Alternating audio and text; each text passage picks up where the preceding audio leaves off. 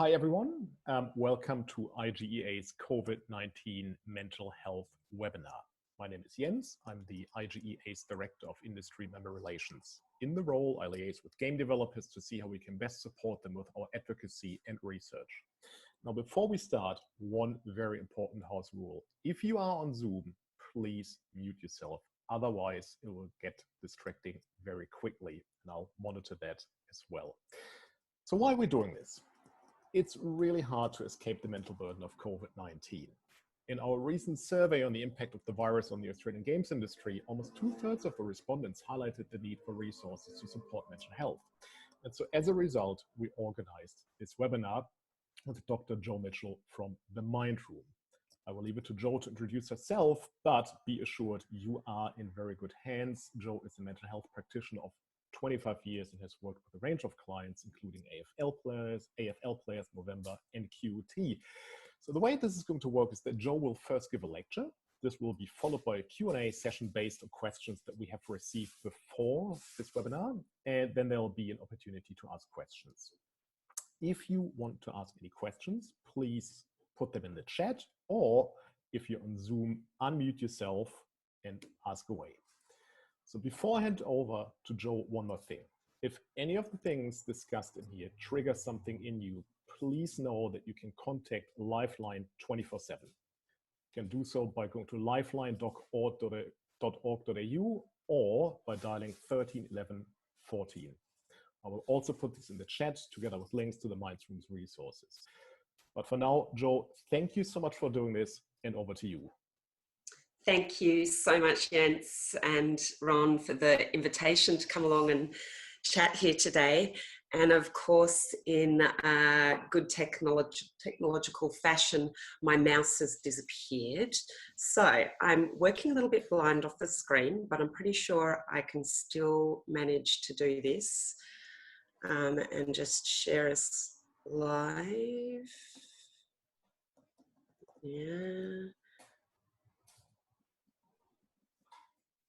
Oh, there we go. Right, and now I'm going to have to just quickly work backwards through these. Excuse me, everyone, that was not the perfect beginning that we were looking for. But my name is Jo Mitchell, as Jens said. I'm a clinical psychologist and a coaching psychologist.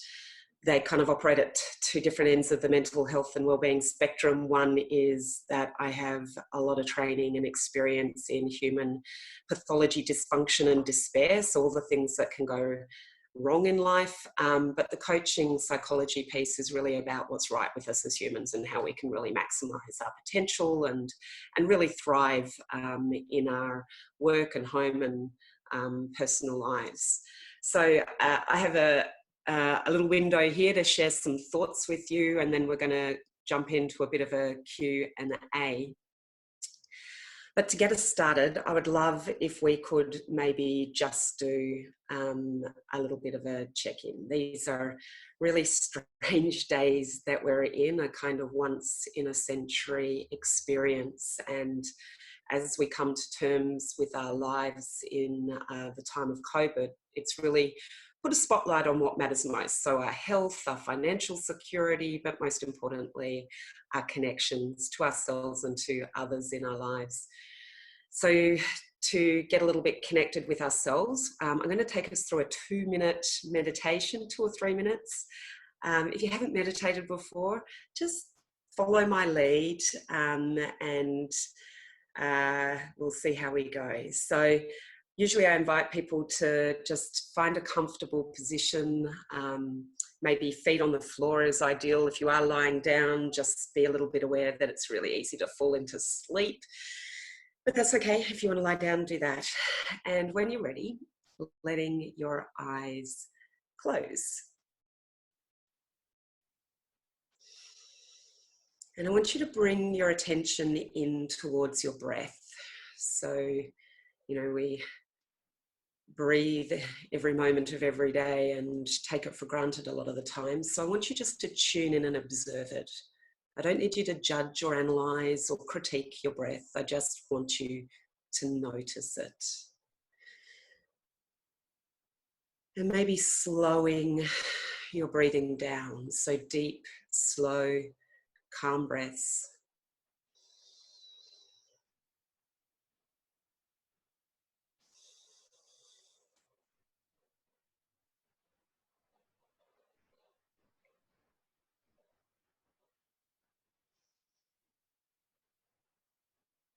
And just noticing the rhythm of breath in and out of your body. If your mind wanders, because the mind loves to jump into the future or go over the past or judge or analyze, or just get distracted by other noises around you, I want you to notice that it's doing that, and then gently, kindly unhook and bring it back to your breath. You might need to do that once or 50 times, as many times as you need.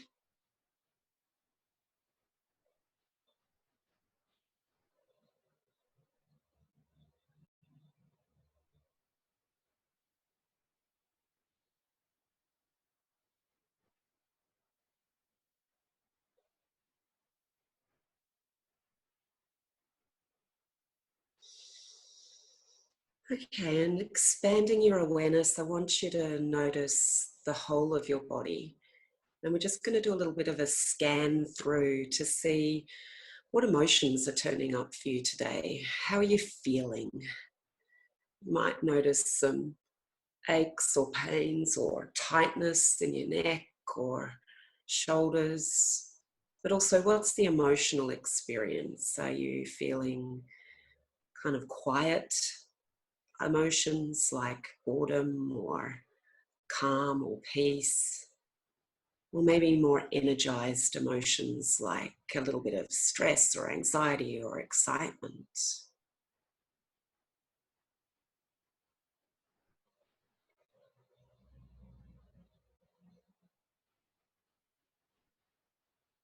Or you might not quite know what the name of it is, but you know there's something there. And if you can, I want you to give it a temporary name if you're unsure what it is.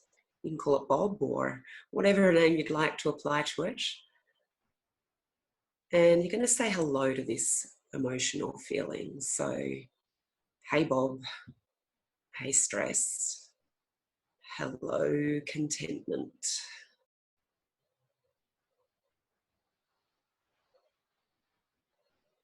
Just acknowledging it, not needing to resist it or avoid it or judge it, just noting that it's there.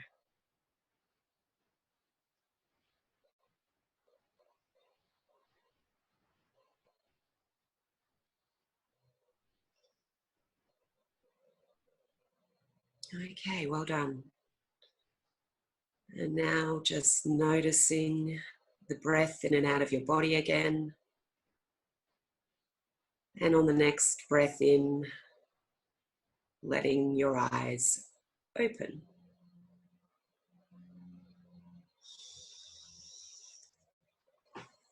Hey, maybe have a stretch. And I'm going to invite you to share, just in one word, how you're feeling. So in the chat on the screen, in the Zoom, but also on the screen in front of you, you should see a link, which is polev.com/JOM585. If you click on that, and I'm just going to shift over to that screen, again using my non-existent mouse. This is awesome. So while you're doing that, let me...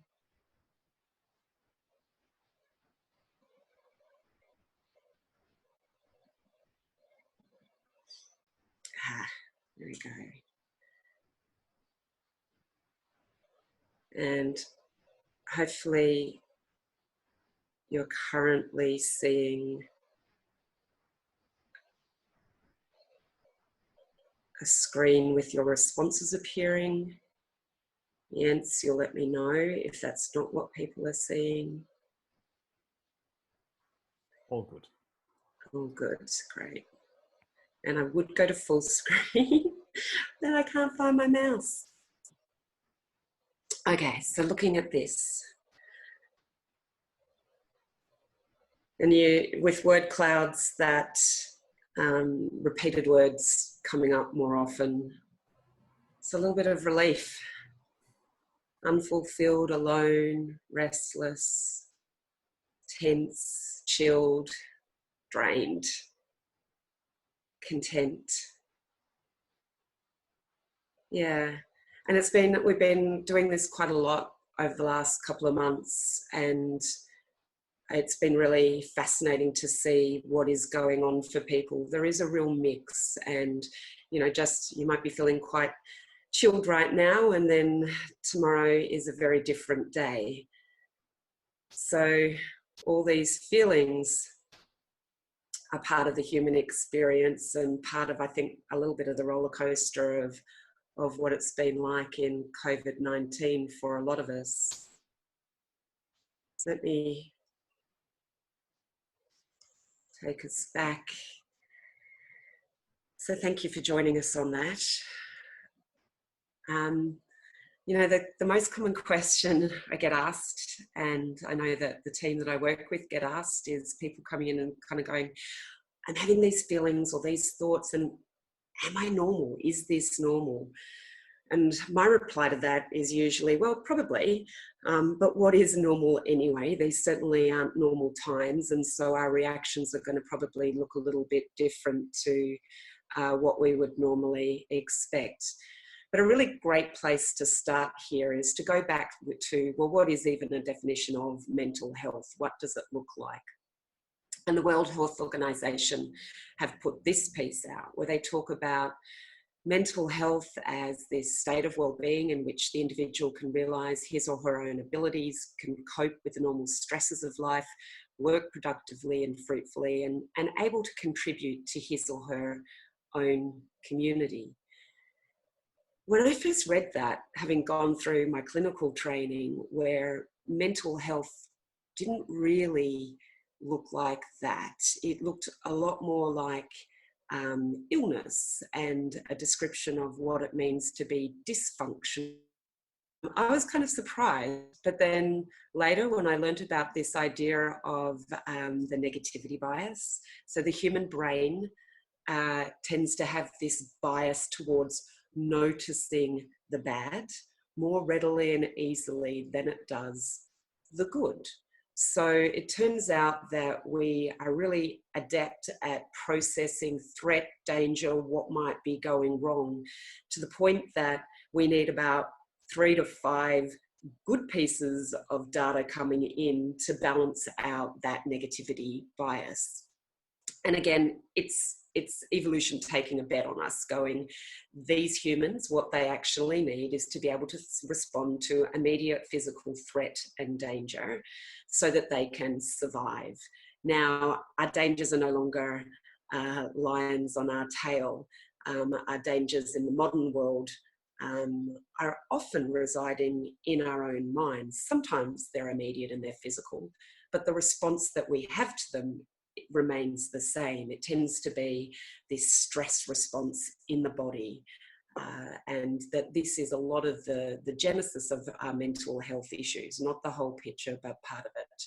So we've had this bias in the way that we talk about mental health, where the focus has been very much on illness, on its treatment, on its prevention, and the incidence of mental illness in our society and what we can do about it, which is really important when you also consider the prevalence of mental health in Australian society. So this is from Beyond Blue, and this is a snapshot of what we are experiencing as a society. So it turns out we haven't been fabulous at treating mental illness, when we have about 20% of the population that will experience mental illness in their lifetime. So that's 1 in 1 in 5, it means that you or your family or your friends, but somebody in your network is probably struggling right now, or has struggled in the past, or will do in the future. And that's where it's really important that we're all aware of that, and that we're checking in with people. And if you haven't come across the campaign, Are You OK? Then I really encourage you to take a look. It's a fabulous campaign that really asks us all to take responsibility and to check in with people and ask, you know, how are you doing? What's up? It's even more important right now, I think, when people are more isolated. And I think because we're relating to each other a lot of the time through virtual means, we don't get to read quite the same body language or see the same things in people. We need to be even more direct in how we are approaching this question. So if you are concerned about yourself or concerned about somebody in your network, then being direct, expressing concern for them, letting them know that they're valued, providing examples of the behaviour change that you might be seeing. A little bit trickier now because I think all of our behaviour has changed a little bit. But being really direct, saying, hey, are you doing okay? And is there anything that you think you need? There's a bunch of great resources, support services, and Jens mentioned them earlier. The most common place people go is to family and friends. Yeah, they're way less likely to come direct to someone like me. So family and friends tends to be the first port of call, which is great, yeah, because sometimes just chatting is enough. But also to colleagues or line managers, because you're around people that you work with. Again, might be a little bit different if you're running your own, if you're a solo trader or have a small group that you work with. But also GP, psychologist, psychiatrist, and most importantly, 24/7 you can access the lifeline. But if you're really in a bad way and you're concerned about your safety or the safety of someone else, then absolutely call emergency services. Let's come back to this picture, yeah? Mental wealth, you know, the capacity that we have within us all is partly about illness and partly about understanding the illness part of it for us and our community. And 20% of the population will experience some form of mental illness where they feel bad and also find it hard to function. But 100% of the time, we can be looking after all of our well-being. We all have this capacity for well-being or for fitness that needs looking after as well, and particularly at times when we're under stress. So this is about feeling good and functioning well, and it needs intentional care.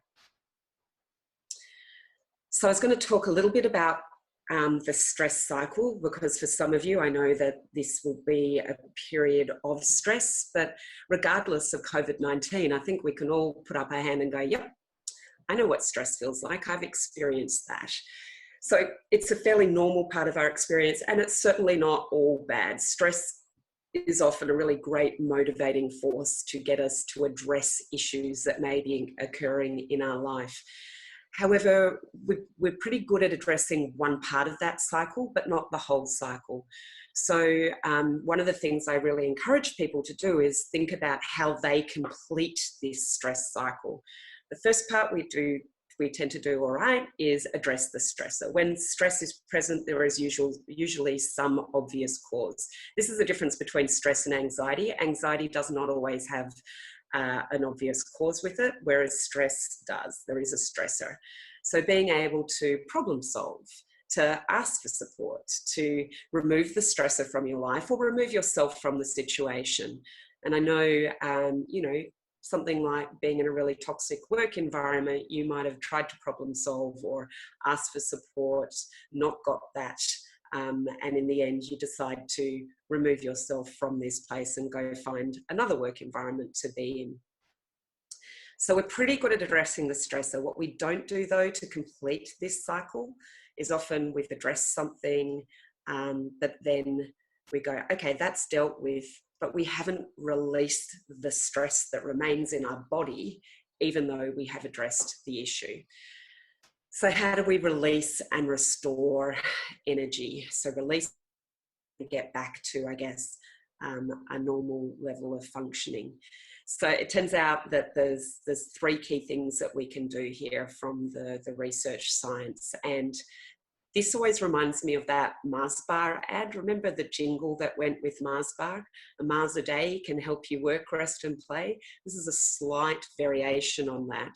Rather than work, I'm going to say eat.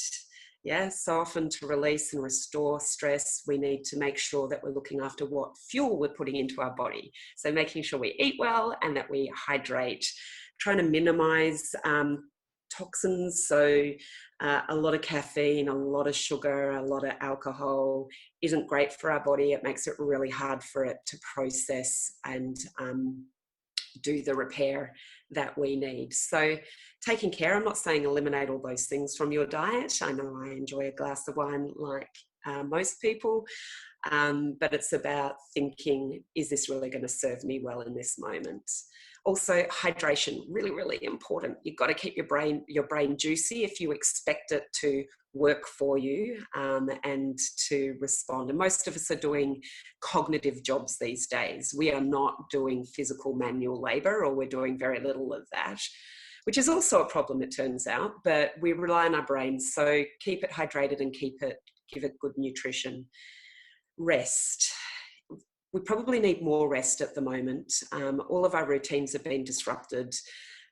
We are often sharing our environments with partners or children or dogs, cats, and we're inviting our colleagues via Zoom into our houses.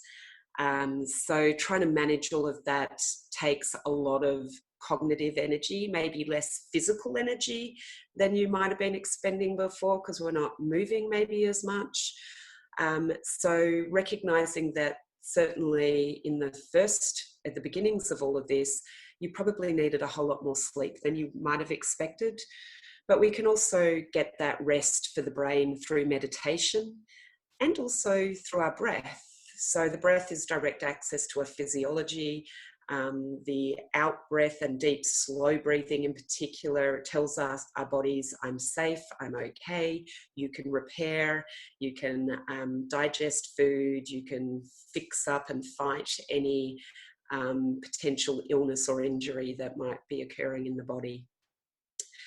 Whereas short, sharp, shallow breathing is often activating us and getting us ready for threat and danger. So taking care of your breathings and recognizing maybe when you're getting into a cycle of holding your breath or breathing shallowly or rapidly. So sleep, meditate, breathe to help you release and restore. And then this last one, play. This is really key as well. By play, I'm incorporating movement. I don't necessarily mean a really hard workout. I'm talking about moving your body. The brain responds really, really well to movement. And in fact, for those of you that are doing creative work, you probably find that you need periods of getting out and moving, and suddenly that thing that's been really hard to solve, it comes to you. So move, but also create, play, connect, laugh, have fun. These are all the things that we need to do to release and restore.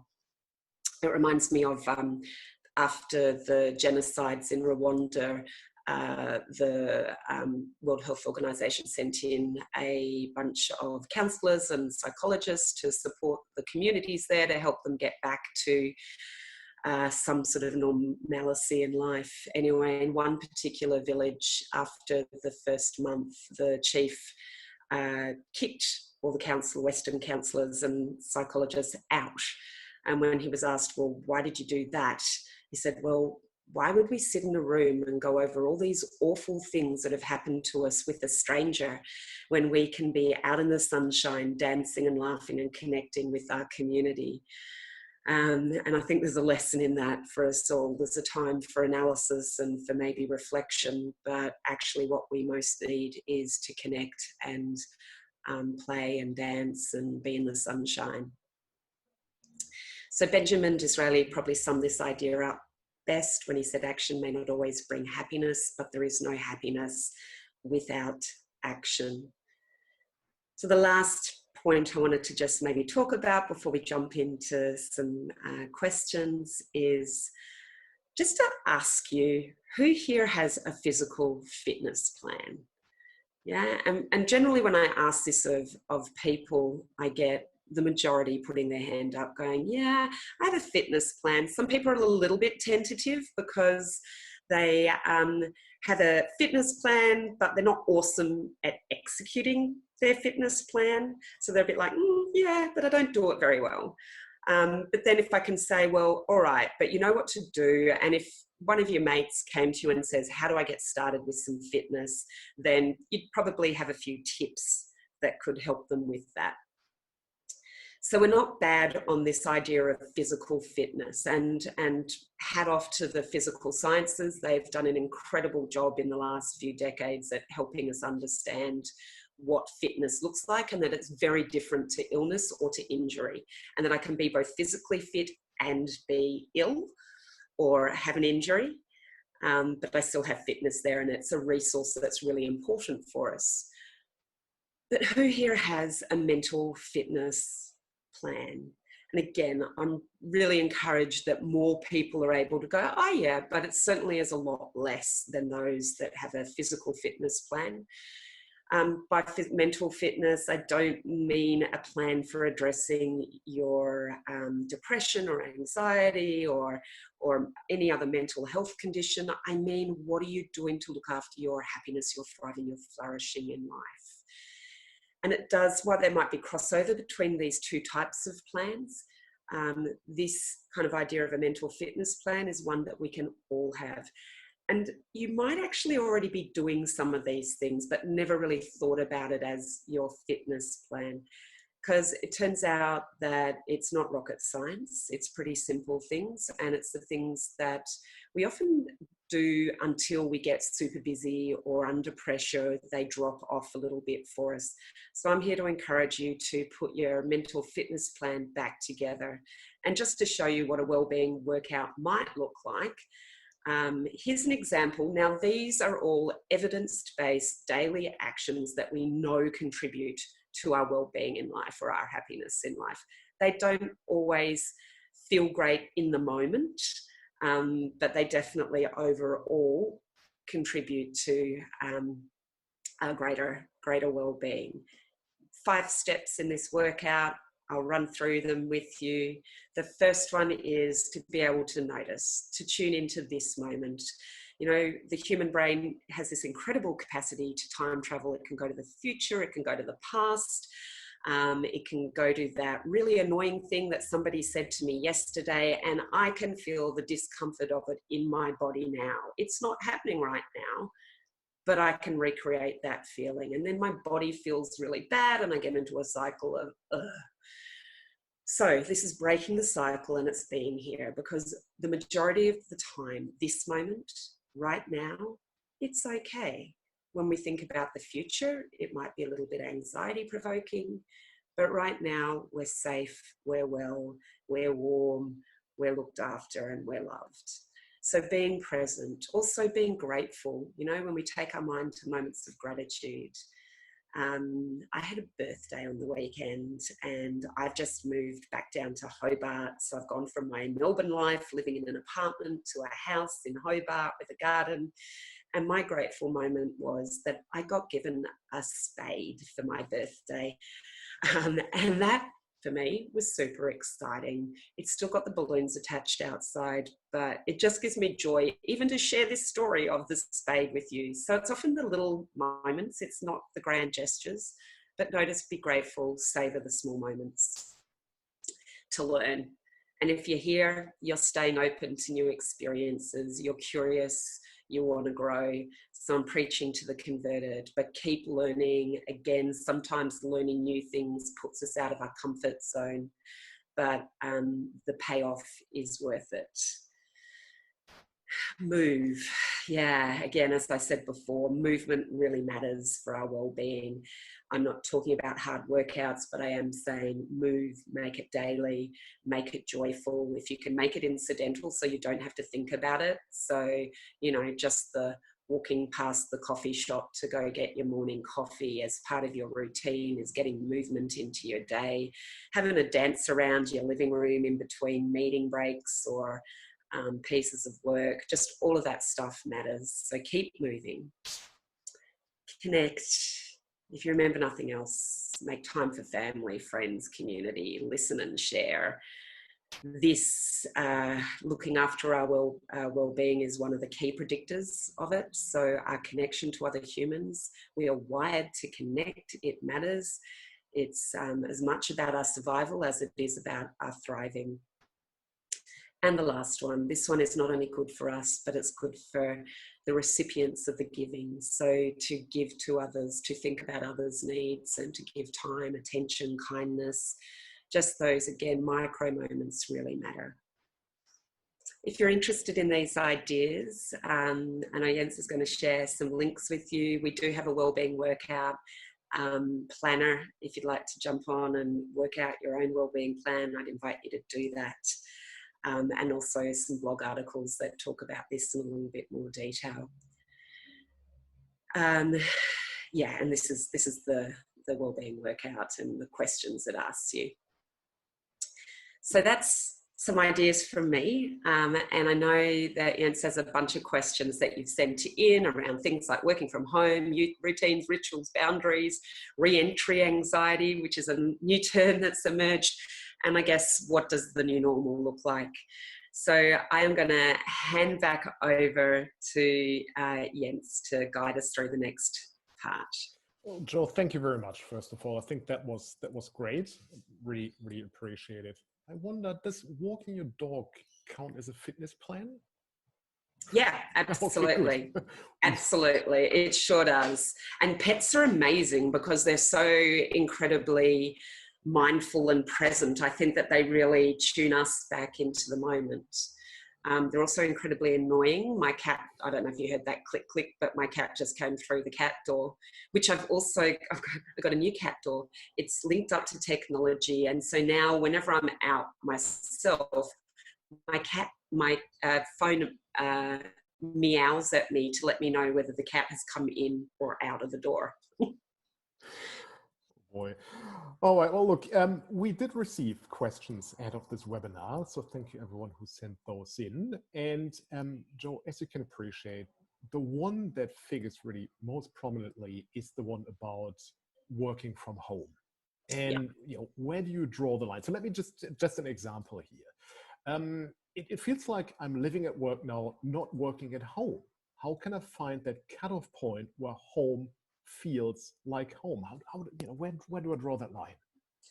So I think this is really interesting. Over the last, because of technology, we have this capacity to be on all the time, and even more so to be in at work even when we're at home.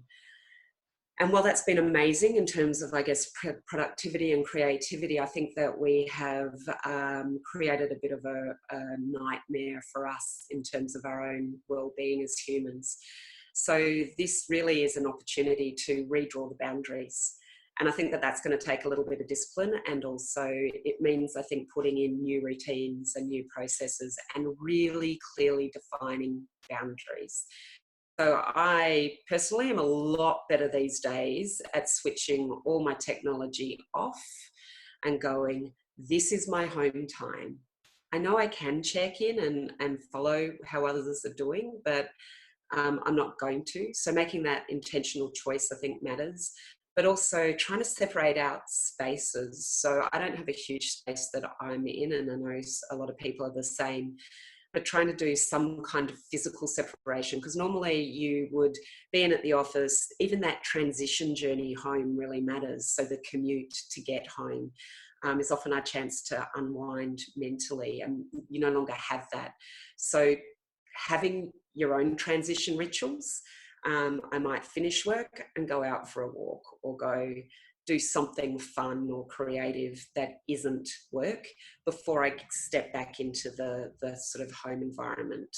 So I guess boundaries, creating some new routines, and trying to physically change up the spaces for work versus play. Not always easy. I have a niece who's in London living with her partner in a studio apartment, and they're in serious lockdown, like not the same kind of lockdown as we've had, where there's a lot more limitations on what they can do. And I know it's really hard. How about you, Jens? What have you done to kind of hold the boundaries? Some of the things you mentioned. So the space I work from is different to where I would normally play. So there's that. One thing in terms of play that I found was years ago, I was fairly into photography. And so I thought this is a pretty good opportunity to get back into that. And what I did was I bought a cheap instant camera and a plastic lens for my DSLR, which creates some really interesting sort of blurry effects. And Yeah. I've enjoyed it immensely because, you stop working, you go out, you possibly walk the dog, but you take your camera with you and you're just much more present in Yeah. terms of how you experience your environment. So that I'm really getting a lot of joy out of that. Yeah, and I think it's that slowing it down and coming back to the simple things makes a massive difference. And I think our life just got so full of being busy and productive. I think it was getting really unhealthy, and that this maybe is the massive pause that we need to go, well, how do I want to live my life? I think that opportunity to reflect on your values and the things that matter to you, and to intentionally choose how you live, that's the real opportunity from this experience we're all having. And look, I think that's actually a really good segue into another question that we got, because it turns things around a little bit. And the question is, I'm actually getting very used to being in isolation. And strangely, I'm starting to enjoy it. Is that okay? Absolutely, it's okay. And the thing I have noticed is that a lot of my more introverted and anxious clients are thriving. It's like this world really suits them. And then there's no FOMO or no peer pressure, because in fact, everybody's in the same situation. So they don't carry shame or guilt or any of that around it. So some people are really thriving in this experience, some people not so much. And that's okay. Yeah, it's all right. I think the interesting thing it's going to do is then bring up questions of, well, who else am I responsible to in terms of my work, and who do I need to have a conversation about what I want to do returning to work. So certainly for us, we went 100% online. So we've got our team of 20 clinicians all working virtually. We deliver all of our service virtually now. And now there's this reentry question. It's like, well, how do we do that? So the answer for us is going to be gradually. So we're going to give people choices. We're going to say, well, do you want to come back to working on site? Do you want to keep some of your days as virtual? Like, what's that going to look like? And so we're trying to negotiate it. And I think that you need to instigate those conversations with your employers or co-workers or peers. How do you want to do this? Because I think we've all now shown, even the most stickler of bosses, that we can still be productive and get things done, and that you can trust us. So yeah, opportunity. Yeah, apparently all of Twitter has the choice to keep working from home. So right. In terms of cultural change, there's a very good example. Yeah. And then it is going to be really important to hold the boundaries and to know what your boundaries are, and not just get absorbed in work, because that isn't a healthy situation to be in either. Look, another question that we got. Some people are actually, very hard hit by COVID-19, whereas I'm lucky that I still have a job. But the question is it normal that I feel guilty about having a job, not being too badly off while others are really suffering? And then maybe in that job you don't even feel that productive that day because of all the extra circumstances. So it feels like it's amplifying. Yeah, absolutely. I think two things. One is, guilt is a useful, in the moment emotion. It just prompts you or gives you a message. Most emotions do, right? They want to deliver a message to you. And usually the message with guilt is, maybe my behavior wasn't the best, or maybe I'm lucky and somebody else isn't, whatever it might be stirring. But when you hang on to guilt, really unhelpful. So letting go of these emotions and focusing on the things that you can do and that are important. And I think if you are one of the fortunate ones, and, you know, I feel, it turns out I am, but I didn't know that for 2 months. Like for 2 months, we're just scrabbling and adjusting and going, what the hell's going to happen to our business? It was pretty nerve-wracking, but we've come out the other side and we're going to be okay.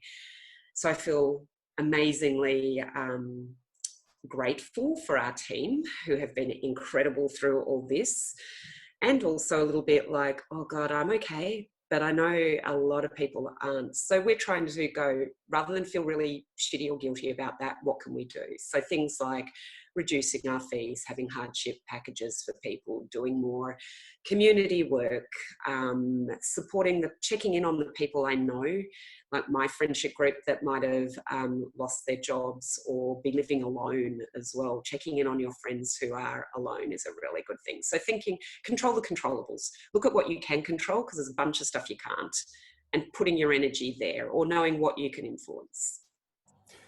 Checking in on your lonely friends is a really good call. I'm saying that because I read this morning that loneliness was the most widely reported source of personal stress for Australians during April, according to the ABS, to the Australian Bureau of Statistics. Yeah, and there's a national initiative which has started, which is essentially about providing a service which is just a chat service for people, and particularly for elderly and isolated, vulnerable communities.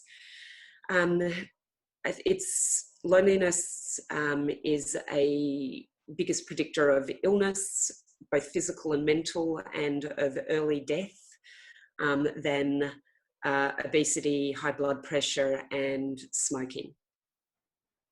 And yet, how often does your doctor check in on your level of social connectedness or not? So it's something we've taken for granted, I think, and this maybe has put a real emphasis on the fact that not everybody is as connected, and it is really key for our survival. So while we have physical health needs, like we need a roof over our head, we need to feel physically safe, we need food on the table, our biggest psychological need is connection.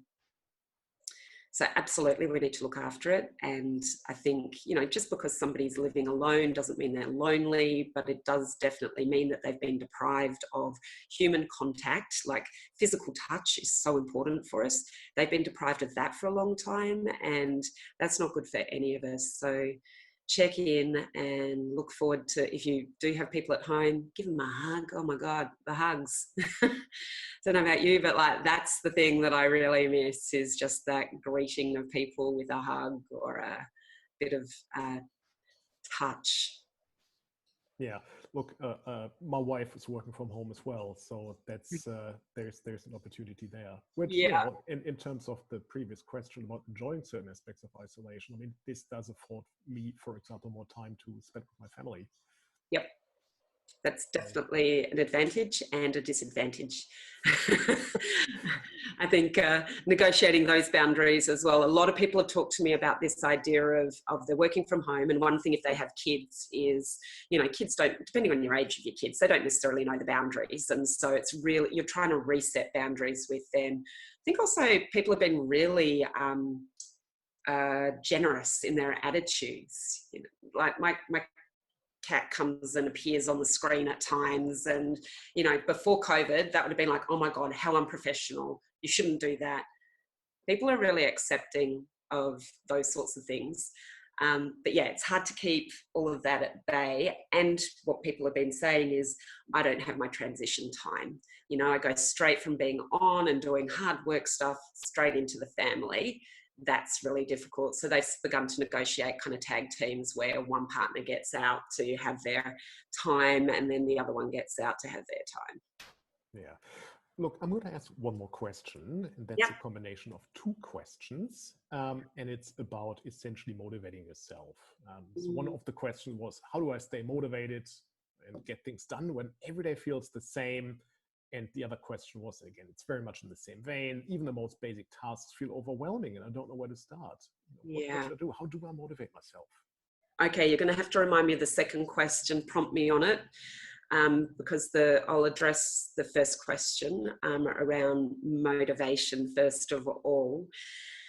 I think everyone needs to have a little bit of self-compassion right now. So the mental load of making small decisions every day is taxing. There was a lot about our life before that was very automated and routine, and so it didn't create much of a mental load. However, now we're in this different environment, and so establishing the new routines is really cognitively demanding. And so understanding that it's going to be harder to do what seems like simpler things than maybe it did pre-COVID. So self-compassion, acknowledge it, and listen. Get good at listening to your body. It needs a break, I would suggest, if you're finding that the motivation and the energy isn't there. So looking at how you give it that eat, rest, play kind of combination. The second part is one of the big motivating forces is when you connect back in with your values. So understanding what really matters to you. And again, we have a bunch of resources over on the Mindroom website around values and values exploration. What do I mean by values? It's those kind of personal guiding philosophy or statement. It's like your blueprint for life. So for me, when I think about values, I think of words like adventure and curiosity and connection, that these are my guiding principles. So in this time of COVID, well, how do I bring a little bit more adventure into my life? That might be the thing that actually connects me to that energy that drives me through, and whether that's in personal or in work life. Now, my adventures look a little bit different. It's about exploring the local neighbourhood, which I don't really know when I go out on my daily walks and just seeing new things. But coming back to, well, what are your values and how do I set goals around those values for both work and my personal life, because that's where the energy is most likely to come from. Now, what was the second question? Somewhat in the vein of that. And it was more about some tasks feeling overwhelming. Not knowing where to start. Yep. So again, I think getting stuff out of your head, if you're leaving all the to-do things up here, at the moment, because we are asking a lot of our minds, there's a lot going on. So the things that you would normally be able to juggle mentally, you maybe can't do so well. So get it onto paper or onto screen, but get it out of here so you can see it visually. And then it's, I think, going to the, well, let's prioritize this. If there is too much to be done, then what matters most? And being able to just do some really simple prioritization around it, and then breaking it down into smaller tasks from there. It sounds a little methodical and kind of structured, but which will really appeal to some people and not so much if you're a bit of a free flower. But even just coming back to, well, what matters most, and writing a list for the day of what are the things, however, in the list of 10 things, what 3 things do I really, really, really need to get done? So just getting a little more structured and getting it out of your head, I think helps. What do you do? Do you ever feel like things get a little bit like, A little bit, but I'm a huge believer in taking notes. Yeah. Yeah. The other thing that I have found, and a couple of people that I'm talking to have found, like one client has buddied up with a friend, and they actually do their own morning coffee and breakfast and just ask each other, what's your priorities for the day? So things like that, connecting with people in that way, again, just being in it with others can make it a little bit easier. Or an end of the day, how'd you go today? What'd you get done? What didn't you? And it's just be curious as well, because you will not necessarily be able to do as much as you think. Well, look, thank you very much, Joe. So look, I'd like to take this opportunity to open up the floor, the virtual floor, to questions. So if there is anything you would like to know, you'd like to ask, please put your questions into the chat, or if you're comfortable, unmute yourself and ask directly if you're on Zoom. I'll be monitoring the chat. Super. I'll tell you, one of the things that I've really enjoyed is I've had more time to play with my Oculus Quest. And Beat Saber, oh my God, That is the best fun ever.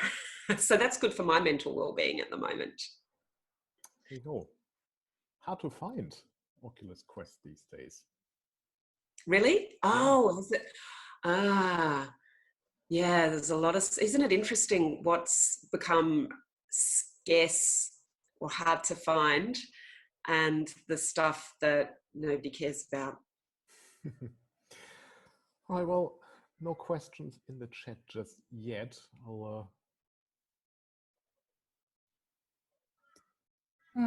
I have a question. Hey, Mel. Hi. So you touched on that a little bit. I just wanted to ask, do you have any tips specifically for people living alone?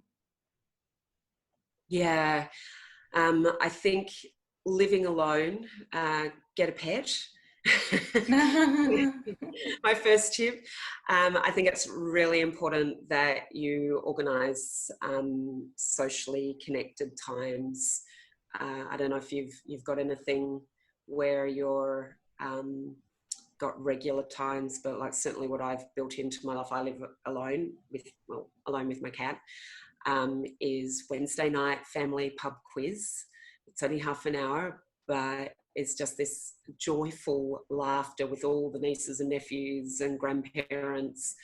And then Sunday night, just a couple of friends, we just have a glass of wine and eat dinner together and just chit chat, but also not that feeling like you have to have eye contact, because it's fairly exhausting Zoom, and people are talking about being over Zoomed.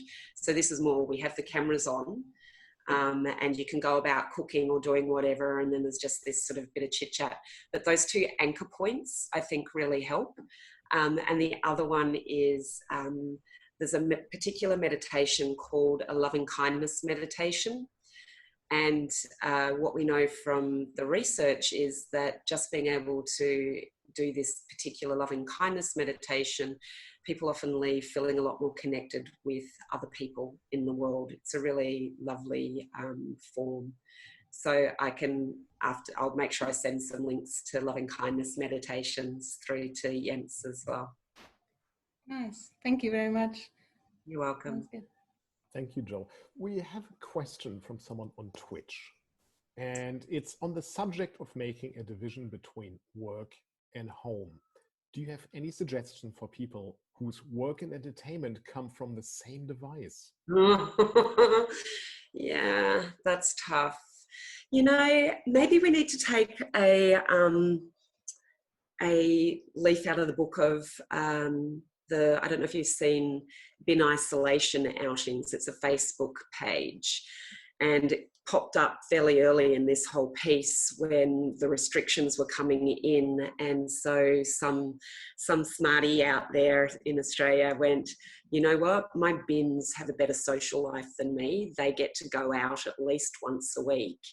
And so started this thing of like getting dressed up to head out to put the bins out. My favourite one was a guy who's completely decked out as an astronaut. Don't know why he had an astronaut outfit at home, but he did.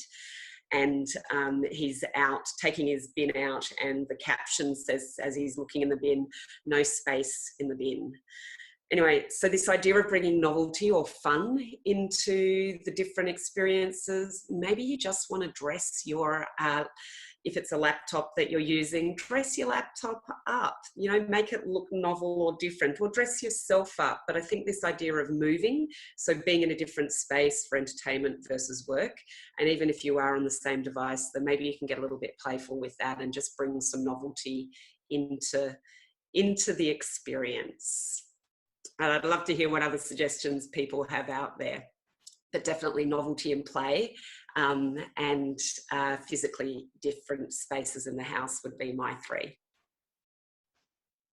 Excellent. And I think that's probably even more of an issue if you actually, if you work in the games industry, like you're working on something that's entertainment, and it's work, entertainment, and maybe your hobby and passion, it's all centered on one device. Yeah, well, which is the other opportunity, yeah, to maybe open yourself up to some new experiences. So maybe you need to take up another fun pastime that takes you away from your screen.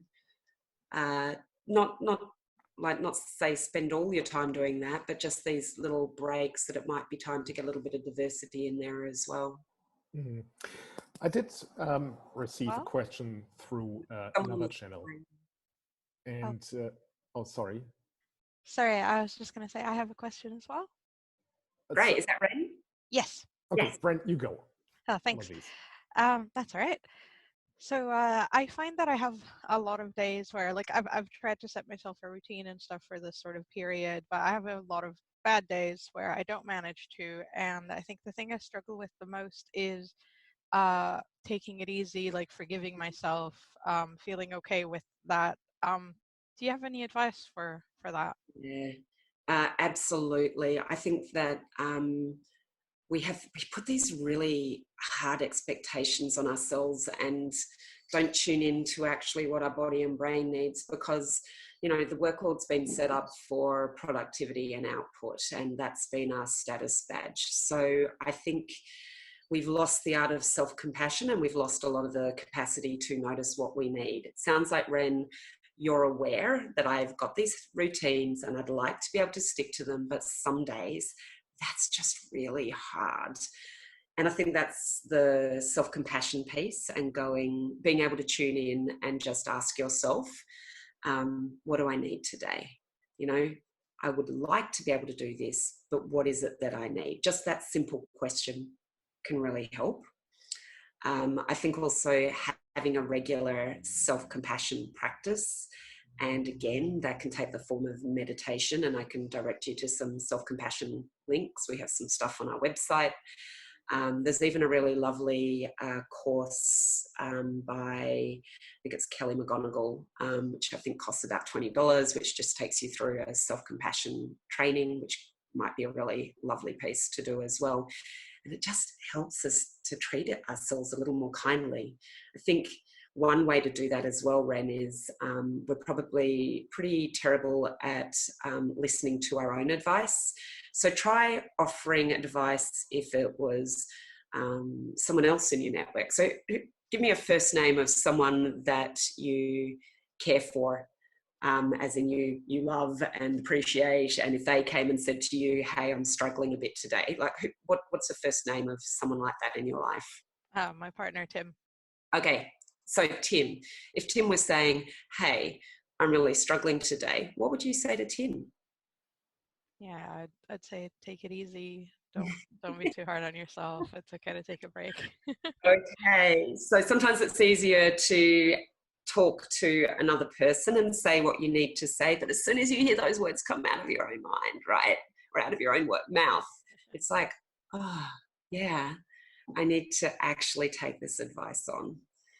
That's self-compassion. Thank you. You're welcome, Ren. And apologies for interrupting you there, Ren. I did get another question through another channel, and it's one that to an extent I can relate to. It's about being in a long-distance relationship. And so it goes, what steps can a person take if they're currently having to go through a long-distance relationship, i.e.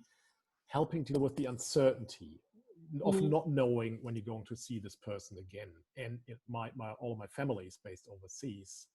While it's not that type of relationship, it's still this uncertainty, I guess, is something that. Absolutely. And again, this comes back to controlling the controllables. Humans have this inner control freak. We love to try and mentally control things over which we have no influence. So an example of this is the weather today. I actually don't mind it today. It's a beautiful sunny day here in Hobart, a bit crisp and cool. But also recognising I have no control over that. So if it was raining and I wanted to go out for a walk, there's not a lot I can do about that. However, I can look after my response to the weather today. So in this moment, and my reactions, that's what I can take care of. Also recognizing that when we have discomfort of some kind, again, it's telling us a story. It's telling us that I really care and love these people, and I can't currently physically see them or be around them, but I want to connect. So connect, yeah. Make sure that you have ways that you can connect. Make plans for the future. You know, they don't have to be, and on this date in June, we're going to catch up, because we don't know the answer to that. But what about Christmas? You know, or if not Christmas this year, Christmas next year. Let's talk about those plans.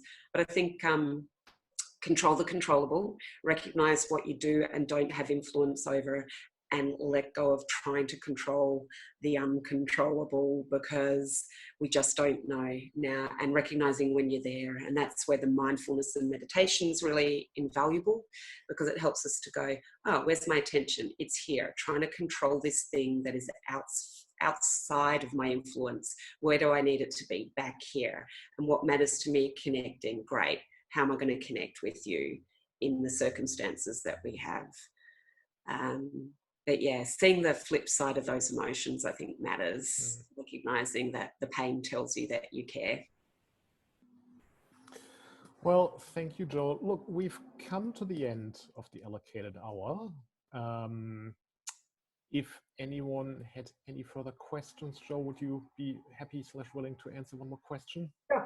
If there was one, let me just have a look. Can't see anything here on Twitch, anything here in the chat. Doesn't seem to be the case. One final opportunity. All right, well, look, I think we've come to the natural end of this webinar, Jo. I really would like to thank you. This was beautiful. I've really appreciate you doing this and taking the time and, you know, giving this really valuable advice in this highly stressful time for all of us. So, you know, thank you so much. I took away a lot from this, and hopefully everyone else as well. So thank you very much. We really appreciate it. Thank you for having me here. And yeah, I think that the upside of this difficult time is that we really seem to have found our shared humanity again. It's a shame it's taken such a massive shift for that to happen, but take care of yourselves and take care of the people around you. I think that's what matters most. All right. Great concluding remark. Jo, thank you so much. You're welcome. And everyone else, Thank you very much. Bye. Bye.